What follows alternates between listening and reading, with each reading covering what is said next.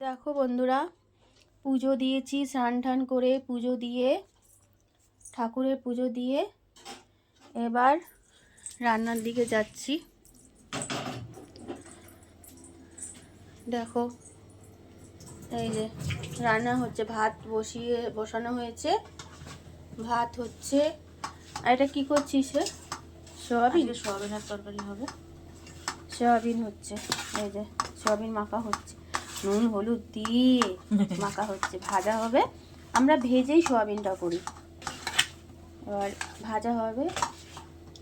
ঠিক আছে বন্ধুরা, তোমরা কে কে কী রান্না করছো কমেন্টে জানিও। দেখো বন্ধুরা, রান্না প্রায় শেষের দিকে, ভাত হয়ে গেছে, এই যে সোয়াবিন ফুটছে, সোয়াবিনের ঝোল। কষাচ্ছিস তো সোয়াবিন? হ্যাঁ, এখন কষানো চলছে।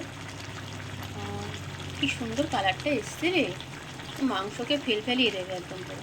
আর আমার সত্যি সোয়াবিনের তরকারি খুব ভালো লাগে খেতে। তোর ভালো লাগে? হ্যাঁ, ভালো লাগে, অবশ্যই ভালো খুব লাগে। ভালো লাগে। দেখো এরকম কালারটা এসছে বলো। ঠিক আছে, রাখছি এখন।